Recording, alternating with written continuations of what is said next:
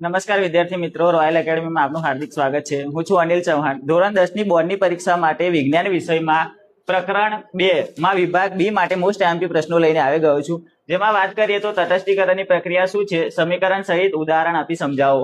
ત્યારબાદ જ્ઞાનેન્દ્રિય સૂચકો એટલે શું, ઉદાહરણ આપો। કુદરતી સૂચક અને કૃત્રિમ સૂચકોના બે નામ લખો। ત્યારબાદ શા માટે શુષ્ક HCl વાયુ શુષ્ક લિટમસ પેપરનો રંગ બદલતો નથી।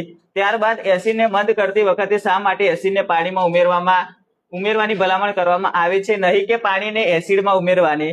ત્યારબાદ વાત કરીએ તો ધાતુનું એક સંયોજન એ મંદ હાઇડ્રોક્લોરિક એસિડ સાથે પ્રક્રિયા કરી ઉભરા ઉત્પન્ન કરે છે। ઉત્પન્ન થતો વાયુ સળગતી મીણબત્તીને ઓલવી નાખે છે। જો ઉત્પન્ન થતા સંયોજનો પૈકી એક કેલ્શિયમ ક્લોરાઇડ હોય તો આ પ્રક્રિયા માટે સંતુલિત સમીકરણ લખો। ત્યારબાદ શા માટે એસિડનું જલીય દ્રાવણ વિદ્યુતનું વહન કરે છે।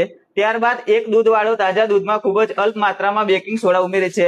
તેમાં પ્રશ્ન 1 ની વાત કરીએ, તે તાજા દૂધની પીએચને 6 થી થોડી બેઝિક તરફ શા માટે રાખે છે। તેમાં પ્રશ્ન 2, શા માટે આવું દૂધ દહીં બનાવવા માટે વધુ સમય લે છે। આટલું કરો એટલે વિભાગ બી તમારો આખો ક્લિયર થઈ જશે। જો તમે કોઈ બીજા વિષયમાં આઈએમપી પ્રશ્નો જાણવા માંગતા હોય તો કોમેન્ટ બોક્સમાં જણાવી શકો છો।